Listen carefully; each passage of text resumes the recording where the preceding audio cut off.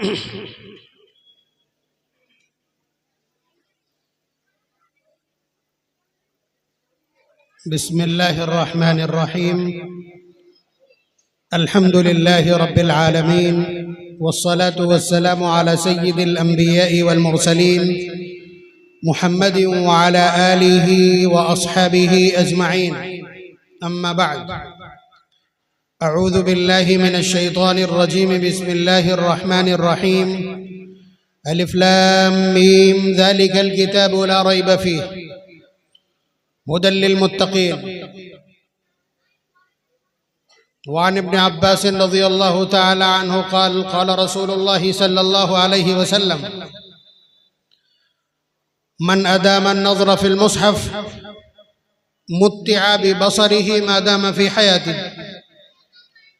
वान अनस इब्न मालिक रज़ियल्लाहु तआला अन्हु क़ाल क़ाल रसूलुल्लाह सल्लल्लाहु अलैहि वसल्लम मन क़रअल क़ुरआन नज़रन मुत्तिअ बिबसरिही। वान अनस इब्न मालिक रज़ियल्लाहु तआला अन्हु क़ाल क़ाल रसूलुल्लाह सल्लल्लाहु अलैहि वसल्लम मन अल्लम इब्नहु नज़रन गुफ़िर लहु मा तक़द्दम मिन ज़ंबिही व मा तअख़्ख़र व मन अल्लमहु इय्याहु ज़ाहिरन बअसहु अल्लाहु यौमल क़ियामति फ़ी सूरतिल क़मरि लैलतल बद्र फ़युक़ालु लिइब्निही इक़रा फ़कुल्लमा क़रअ आयतन रफ़अ अल्लाहु अज़्ज़ व जल्ल अल-अब बिहा दरजतन हत्ता यंतही इला आखिर मा मअहु मिनल क़ुरआन। रवाहु तबरानी फ़िल औसत।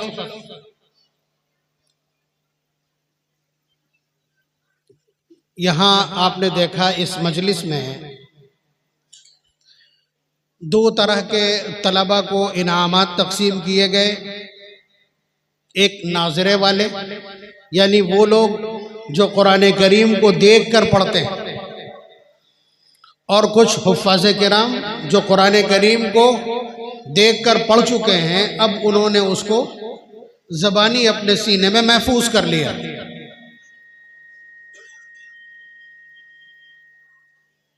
तो ये दो चीज़ें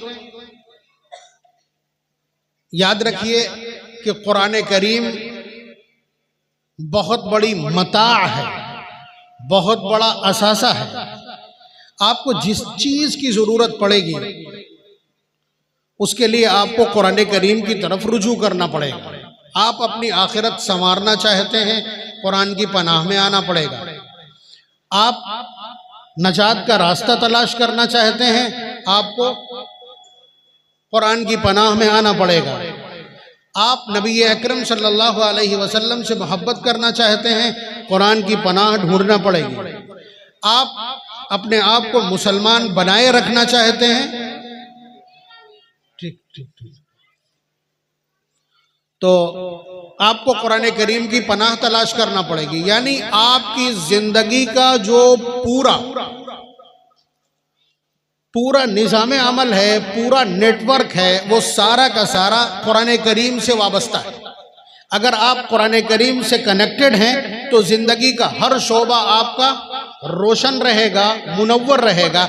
और अगर कुरान करीम से आप डिस्कनेक्टेड हैं तो आप कुछ नहीं कर सकते। दावत व तबलीग का काम करने वाले कुरान से डिस्कनेक्ट होंगे तो गुमराही फैलाएंगे। उलमाए किराम अगर अपने आप को कुरान करीम से वाबस्ता नहीं रखेंगे, अज़कार रफ्ता और मुअत्तल और बेकार हो जाएंगे। कोई इबादत करने वाला, कोई विलायत और सुलूक के मदारिज तय करने वाला या उस राह पर चलने वाला अगर कुरान करीम से दूर हो जाएगा तो राह बदल जाएगी, आउट ऑफ ट्रैक चला जाएगा। तो कुरान करीम ये की फैक्टर है, कुरान करीम कलीद है इस्लाम की, ईमान की, इस्लामियत की, ईमानियात की। भाई बच्चे बातें बहुत कर रहे हैं, अगर इनकी अब जरूरत न बची हो तो इन्हें भेज दिया जाए, कुछ जरूरी बातचीत है। आप जो कुछ मैं अपने अल्फाज में कह रहा हूं, अगर इसको नबी अकरम सल्लल्लाहु अलैहि वसल्लम की 23 साल जिंदगी में उनका जो बिहेवियर है, उनका जो ट्रीटमेंट है, उनकी जो एक्टिविटीज़ हैं, उनको आप देखेंगे तो वो भी कुरान करीम के दायरे के अंदर हैं, कुरान करीम को मुतारफ कराना चाहते हैं। अल्लाह तबारक व तआला का जो मामूल है, या अल्लाह तबारक व तआला के जो अहकामात और इरशादात हैं, उनको जब आप देखेंगे तो आपकी आंखें फटी की फटी रह जाएंगी कि कुरान करीम के सिलसिले में अल्लाह तबारक व तआला का रवैया कितना सख्त है और कितना मरकजी। उलमाए किराम बैठे, सिर्फ मैं इशारा कर रहा हूं। देखिए, जहां जहां हुरूफ मुक़त्तआत हैं, आम तौर से उसके बाद कुरान करीम की अहमियत को बयान किया गया और कुरान करीम का तारुफ करवाया गया। मसलन देखिए, अलिफ लाम मीम, सूरह बकरा सूरत नंबर 2, ज़ालिकल किताबु ला रैब फीह, ये ऐसी किताब है जिसमें कोई शक और शुबा नहीं। उसके बाद जब आप आगे बढ़ेंगे तो आपको अलिफ लाम मीम साद किताबुन उनज़िला इलैक, ये वो किताब है जो आप पर उतारी गई। फला यकुन, फिर उसके बाद और वजाहत है। उसके बाद अलिफ लाम रा तिलका आयातुल किताबिल हकीम, कि ये किताब है जो हिकमत से भरी है। अलिफ लाम रा किताबुन उहकिमत आयातु, सूरह हूद। अलिफ लाम रा तिलका आयातुल किताबिल मुबीन, कि ये खुली हुई आयात पर मुश्तमिल एक किताब है जो उतारी गई, सूरह यूसुफ। उसके बाद आप देखें, अलिफ लाम मीम रा तिलका आयातुल किताब, कि ये अल्लाह तबारक व तआला की किताब है। उसके बाद अलिफ लाम रा तिलका आयातुल किताबी व कुरानिम मुबीन, यानी अल्लाह तबारक व तआला हर सूरत का इब्तिदाई जुमला कुरान के तारुफ, कुरान करीम की अहमियत और उसकी अज़मत बयान करने के लिए। उसके बाद भी अभी ख़त्म नहीं हुआ ये सिलसिला और आगे तक जाएगा। हामीम वल किताबिल मुबीन, हामीम तंज़ीलुम मिनर रहमानिर रहीम, हामीम तंज़ीलुल किताबि मिनल्लाहिल अज़ीज़िल हकीम। अल्लाह तबारक व तआला कुरान करीम में कुरान करीम का तारुफ करवाते हैं और फरमाते हैं तिबयानल लिकुल्लि शै, ये हर चीज़ की वजाहत है। लितुखरिजन नास मिनज़्ज़ुलुमाति इलन नूर, ये उसूल है लोगों को गुमराही से और अंधेरों से निकाल कर उजाले में और रोशनी में लाने के लिए। तो कुरान करीम के सिलसिले में अल्लाह तबारक व तआला के जो कलिमात आली हैं वो पूरा फोकस करते हैं कलाम इलाही के ऊपर, यानी आप कुरान करीम को इख्तियार कीजिए। व इन्नहु लकिताबुन अज़ीज़ ला यातीहिल बातिलु मिन बैनि यदैहि वला मिन खल्फी, कुरान करीम की आयत पर शक मत करना, ये एक परफेक्ट सिलेबस है, कंप्लीट सिलेबस है, इंसानियत के लिए भी, इस्लामियत के लिए भी और ईमानियत के लिए भी। नबी अकरम सल्लल्लाहु अलैहि वसल्लम का जो मामूल है कुरान करीम के ताल्लुक से, उसको तो सिर्फ एक जुमले में कह देना काफ़ी। इससे पहले वो रिवायत अभी आ चुकी है। हुज़ूर ने फरमाया खैरुकुम मन तअल्लमल कुरान व अल्लम, तुम में सबसे बेहतर है जो कुरान करीम को पढ़े और पढ़ाए, यानी एज ए टीचर सबसे बेहतर वो है जो कुरान को पढ़ाए, एज ए स्टूडेंट सबसे बेहतर वो है जो कुरान करीम को पढ़े। आप कहते हैं कि मेरा बच्चा इंग्लिश मीडियम में पढ़ता है, आप कहेंगे कि मेरा बच्चा सेंट जॉन्स में पढ़ता है, आप कहेंगे मेरा बच्चा एंथोनी में पढ़ता है, आप कहेंगे मेरा बच्चा सेंट पॉल में पढ़ता है। आपका बच्चा वहां पढ़ करके ईसाई तो बन सकता है, मोमिन तो नहीं हो सकता। तो आप कहते हैं कि सबसे अच्छा बच्चा समाज का वही जो इंग्लिश मीडियम में पढ़ता है। ये आपका फैसला है और वो फैसला इमामुल अंबिया का है। किसके फैसले की अहमियत है? तो अगर इन बच्चों के सिलसिले में किसी तरह की हीन भावना दिल के अंदर हो तो फौरन इस्लाह कर लें, इसलिए कि कुरान करीम देखकर पढ़ना अगर कोई बच्चा सीख लेता है, हमारे कान पे जू तक नहीं रहेंगी, क्या कर लेगा? टटोल टटोल के कुरान पढ़ के कोई बच्चा हिफ्ज कर लेता है तो जहन में आता है क्या रट्टा लगा लिया कुरान का, क्या कर लेगा, 3 साल इसने बर्बाद किए, इतने में तो एक माहिर मिस्त्री हो जाता।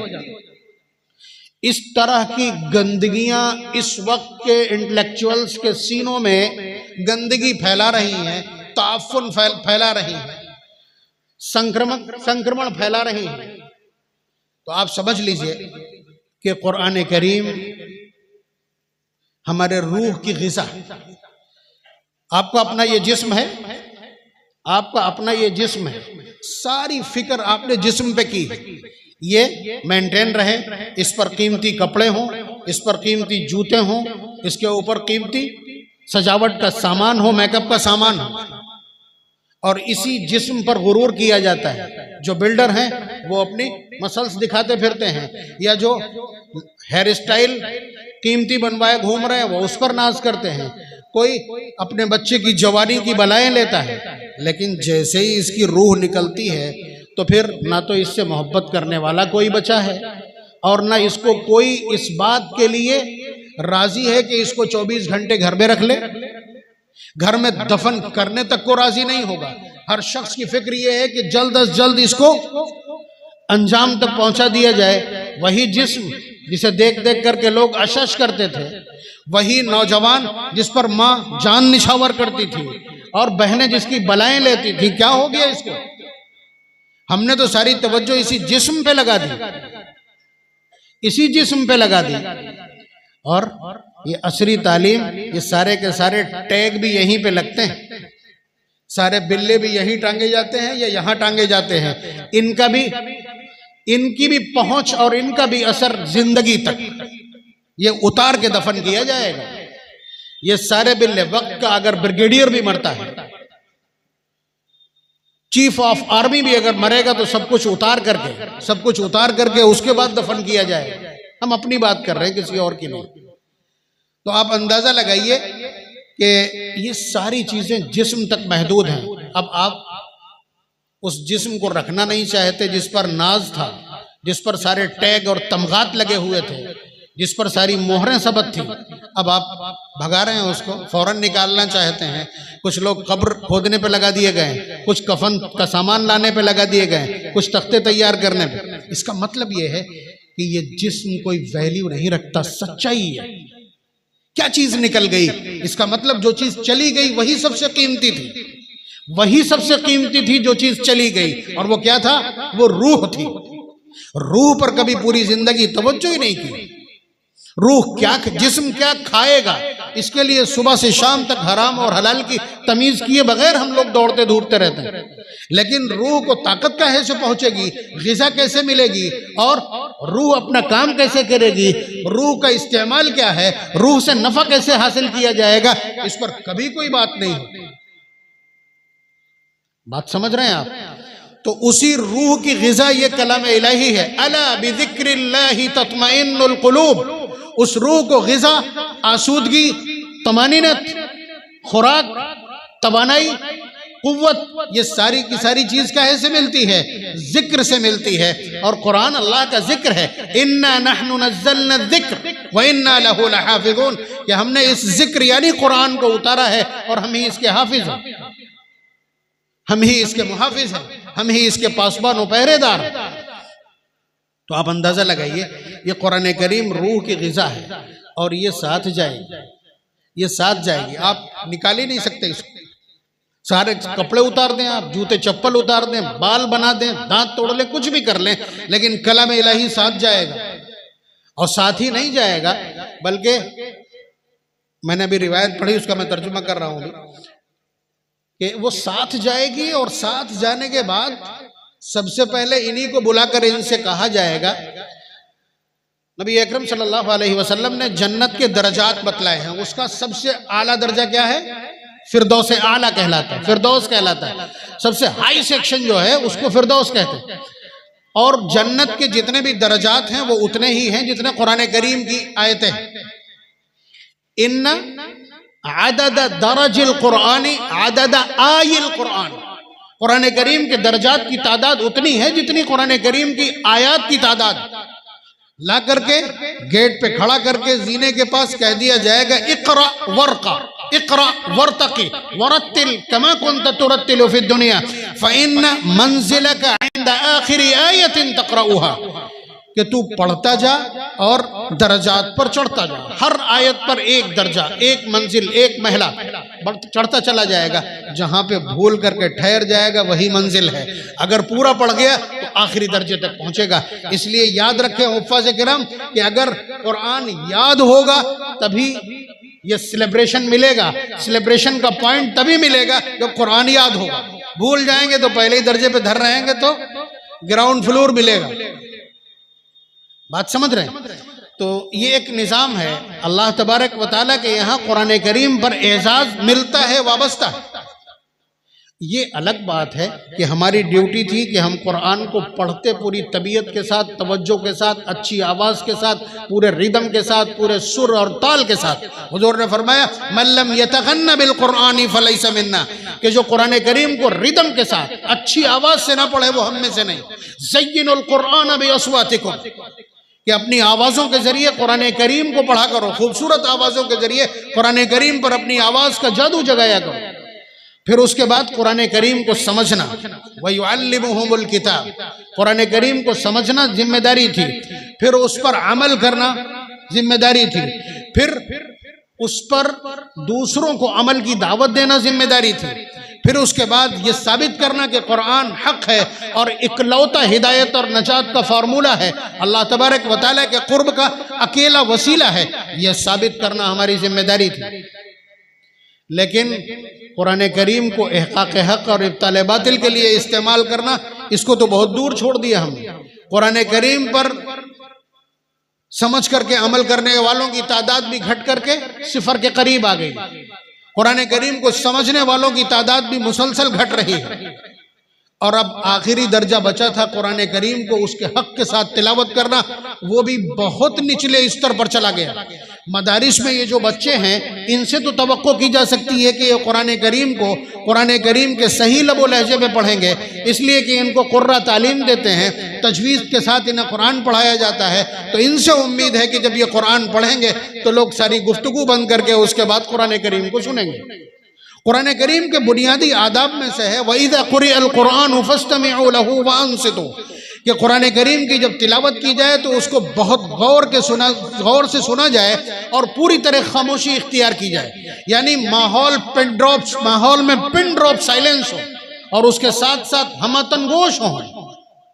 ये जब भी मुमकिन है जब तिलावत की आवाज़ भी तो ऐसी हो कि जो हमारे दिलों पे उतर रही हो, हमारे कानों को आसूदगी पहुंचा रही हो। धक्के दे करके आ ओ करके कुरान करीम पढ़ना, जिस तरह हमारी ख़वातीन ने समझ लिया कि हमारे पढ़ने का तरीका तो यही है, वो तो हाफिज जी लोग पढ़ते हैं, वैसे ये हालात। तो बहरहाल कुरान करीम को पढ़ना और सुनना, यहाँ से हमारी मुहिम का आगाज था जो आखिर तक पहुँचता था। बेशक जो लोग कुरान करीम को हक साबित करने के लिए मुसलसल कोशिश में हैं, उनके बराबर वो लोग नहीं हो सकते जो सिर्फ कुरान करीम को समझ पे उस पर अमल कर रहे हैं। और जो लोग कुरान करीम को समझ करके उस पर अमल कर रहे हैं, वो लोग हरगिज उन लोगों के बराबर नहीं हो सकते जो सिर्फ कुरान करीम को समझ करके बैठ गए। और जो लोग कुरान करीम को समझ रहे हैं, उनके बराबर वो हरगिज नहीं हो सकते जो सिर्फ कुरान करीम को पढ़ रहे हैं, चाहे वो कितना ही अच्छा पढ़ रहे हैं। और उन लोगों के करीब जो कुरान करीम को जुबानी याद कर चुके हैं, देख कर पढ़ने वाले उनकी बराबरी कभी नहीं कर सकते। तो जिस तरह के आमाल उसी तरह के मदारिज। तो अब अगर ये लगता हो कि नाज़िर कुरान पढ़ने का कहीं तज़किरा तो सुना नहीं है, नाज़िर कुरान पर ये मुफ्ती साहब इतनी कीमती शील्डें और इतनी कीमती ये शॉल और कीमती इनामात दे रहे हैं, उसके अलावा ये एक महफिल सजा ली है और साथ साथ दूर दूर से लोगों को भी बुला लिया है। तो उस सिलसिले में मैंने जुस्तजू की थी कि लफ्ज़ नाज़रा ही मिल जाए अहादीस में। 3 रिवायत मैंने आपकी खिदमत में अभी पढ़ी हैं। पहली रिवायत नबी अकरम सल्लल्लाहु अलैहि वसल्लम का इरशाद आली, मन अदाम नज़रा फिल मुसहफ़ अदाम अल्लाहु बसरहु मादाम फिद दुनिया, कि जो लोग कुरान करीम को देख करके पढ़ते हैं, अल्लाह तबारक व तआला उन्हें हमेशा देखने के लायक रखेंगे, यानी उनकी आंखें खराब नहीं होंगी, वो इस जमीन पर इस जिंदगी में नाबीना नहीं हो सकते। कम से कम इतना फजल नोट कर लीजिए। हज़रत अब्दुल्ला इब्न अब्बास रज़ी अल्लाह तआला अन्हु की रिवायत कंजुल उम्मल ने नकल किया। दूसरी रिवायत नबी अकरम सल्लल्लाहु अलैहि वसल्लम का इरशाद, मन क़रा अल कुरान नज़रन मुत्तिअ बिबसरी, कि जिस शख्स ने कुरान करीम को देख करके पढ़ा, अल्लाह तबारक व तआला उसकी आंखों से हमेशा उसको नफ़ा पहुंचाएंगे, यानी आखिर वक्त तक नाबीना नहीं होगा। बड़ी नेमत है कुरान, यानी कुरान करीम को देख कर पढ़ने पर बहुत सारे फजाइल हैं। एक और रिवायत जो हज़रत अनस इब्न मालिक रज़ी अल्लाह तआला अन्हु जिसके रावी हैं, मैंने अभी उसको पढ़ा है, ये तबरानी की रिवायत है। नबी अकरम सल्लल्लाहु अलैहि वसल्लम का इरशाद गिरामी, मन अल्लम इब्नहु अल कुरान नज़रन, कि जिस शख्स ने अपने बच्चे को देखकर कुरान पढ़ना सिखाया, मन अल्लम इब्नहु अल कुरान नज़रन, जिसने अपनी औलाद को, अपने बेटे को, अपनी बेटी को देखकर कुरान करीम पढ़ना सिखाया, गुफ़िर लहू मा तक़द्दम मिन ज़ंबिही व मा तअख़्ख़र, उसके अगले पिछले सारे गुनाह अल्लाह रब्बुल इज़्ज़त माफ़ फरमा देंगे। इस पूरी कायनात में इससे बड़ा कोई तोहफा नहीं है, इससे बड़ा कोई करम नहीं है, और इससे बड़ा कोई हदिया और तोहफा नहीं, इससे बड़ा कोई गिफ्ट नहीं। उसके बाद इसी रिवायत का अगला जुमला, वमन अल्लमहु इय्याहु ज़ाहिरन, और अगर किसी ने अपनी औलाद को यही कुरान हिफ्ज़ करा दिया, यानी जुबानी याद करा दिया, बअसहुल्लाहु यौमल क़ियामति अला सूरतिल क़मरि लैलतल बद्र, अल्लाह तबारक व तआला उस शख्स को मैदान महशर में, यानी किसको, उस बच्चे के बाप को 14वीं रात की चांद के मानिंद रोशन चेहरे वाला बना करके मैदान महशर में पेश करेंगे। सारा जमाना जान लेगा कि ये एजाज है इसके हाफिज बच्चे की बुनियाद पर। बाकी रिवायात भी हैं, उल्बिसा वालिदाहु ताजन यौमल क़ियामा, कि उसके वालिदैन को ताज पहनाया जाएगा। दूसरी एक रिवायत है कि खुद कुरान करीम स्टेज के पास, मैदान में शर्म अर्श के पास आकर के खड़ा हो जाएगा और अल्लाह ताला से कहेगा, या रब्बी कुल्लिही, ऐ मेरे पालनहार, ये कुरान का तिलावत करने वाला है, इसको कोई टैग लगा दीजिए, कुछ पहना दीजिए। ये अभी जो ये नकल की गई है, मुफ्ती जफर साहब ने या दीगर असातिज़ा ने मिल करके जो शॉल उड़ाई है या इनके गले में जो रुमाल डाला है, ये काहे के लिए, ये उसी की नकल है, ये उसी की नकल है। बाकायदा कुरान आकर के जिद करेगा, या रब्बी कुल्लिही, ऐ पालनहार, इनसे कुछ पहना दीजिए ताकि ये पहचान बन जाए कि ये कुरान करीम का ताली और उसकी तिलावत करने वाला। चुनांचे अल्लाह तबारक व तआला उसके सर पर एक ताज रखवा देंगे, फयुल्बसु ताजुल करामा, इज्जत का ताज, उस पर लिखा होगा ताजुल करामा, यानी अल्लाह तबारक व तआला की तरफ से इनका एजाज किया गया। जिस तरह ये डाले बैठे तो वो जिद करेगा, या रब्बी जिद हुआ, अल्लाह इससे काम नहीं चलेगा, ये कुरान करीम का तिलावत करने वाला। मैंने कहा था कि कुरान करीम का अपना एक मकाम है, शुरू से लेकर के मैदान महशर तक उसका अपना एक स्टेटस है।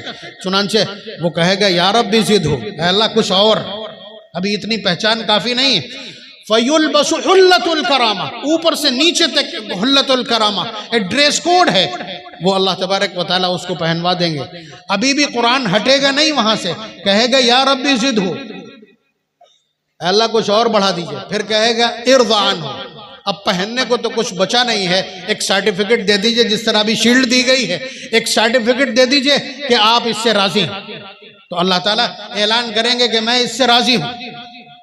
फिर उससे कहा जाएगा, इरका वर्का, अब कार्रवाई शुरू होगी कि अब कुरान करीम को पढ़ और चढ़ता जा, और हर आयत के साथ एक खास नेकी बढ़ा दी जाए, वही जो साथ में सिफारिश का टैग होता है वो लगा दिया जाएगा। तो ये कुरान करीम का वहां माहौल है। तो इस आयत में भी अल्लाह तबारक व तआला नबी अकरम सल्लल्लाहु अलैहि वसल्लम में फरमा रहे हैं कि फयुमरु वलदु, उसके बेटे को कहा जाएगा, इकरा, पढ़। देखिए अभी बेटे से कहा गया था कि बेटा पढ़े और चढ़े, लेकिन ये रिवायत जो मैंने तबरानी फिलौसत की जो नकल की है, इसमें नबी अकरम सल्लल्लाहु अलैहि वसल्लम फरमा रहे, फकुल्लमा क़रा आयतन, कि जब जब वो बच्चा खड़े होकर के तिलावत करेगा, रफ़ा अल्लाहु अज़्ज़ा व जल्ल अल-अब्द, अल्लाह तबारक व तआला उसके बाप का एक दर्जा बढ़ाते चले जाएंगे। और ये सिलसिला हत्ता यंतही इला आखिर मा मअहु मिनल कुरान, वो जितना कुरान उसके बच्चे को याद है, जब तक वो खत्म नहीं होगा, दर्जात की ये बुलंदी इसी तरह बढ़ती चली जाएगी। हाफिज कुरान ने अपने दर्जात बुलंद करवाए खुद पढ़ करके, बेशक ये उसकी मेहनतों का सिला है, लेकिन वालिदैन को दुनिया की इकलौती किताब कि जिसे बगैर समझे पढ़ने पर अजर दिया जाता है, दुनिया का इकलौता सिलेबस, दुनिया का इकलौता निसाब, दुनिया का मेडन सिलेबस, मेडन बोर्ड के जिसके पढ़ने पर डिग्री किसे दी जाती है? वालिदैन को भी डिग्री मिलती है। तो ये रिवायात बतला रही हैं कि ये काम फजूल का नहीं है, ये इस कायनात का सबसे आलीशान काम है, ये इस कायनात में तालीम के नाम पर सबसे बुलंद मकाम रखने वाली एक्टिविटी और सरगर्मियां। अब आप देखिए कि कुरान करीम अल्लाह ने उतारा है, अल्लाह ताला कहते हैं मैं इसका मुहाफिज हूँ। आपको इसके दो सोर्सेस नजर आएंगे, दो वसाइल नजर आएंगे इसकी हिफाजत के। एक तो ये जो किताबी शक्ल में मौजूद है माबैन दुफ़्फ़तैन, एक ये शक्ल है, दूसरी शक्ल सीनों में मौजूदगी। सीनों में मौजूदगी ये इससे ताकतवर है, इसलिए कि दुश्मन मिल करके इसको मिटा भी सकते हैं और कोशिशें हो भी चुकी हैं, लेकिन कुरान करीम जमीन के किसी हिस्से से मिटा नहीं है। रशिया का पूरा इलाका इस सिलसिले में इस कारगुजारी का गवाह है। उसके अलावा हजरत ईसा अलैहिस्सलाम की आमद के बाद, दाब्बतुल अर्ज़ के निकलने के बाद कुरान करीम को उठा लिया जाएगा। शाम को देखेंगे कि अल्फाज मौजूद हैं, सुबह जब देखेंगे तो ये खाली सफ़े आपको नजर आएंगे, तो ये उठा लिया जाएगा। लेकिन हुफ़्फ़ाज़ किराम के सीनों में उस वक्त भी कुरान करीम मौजूद है। तो ये फाइनल है, यानी सबसे महफूज जो जगह है वो इंसानी सीना है हिफाजत का।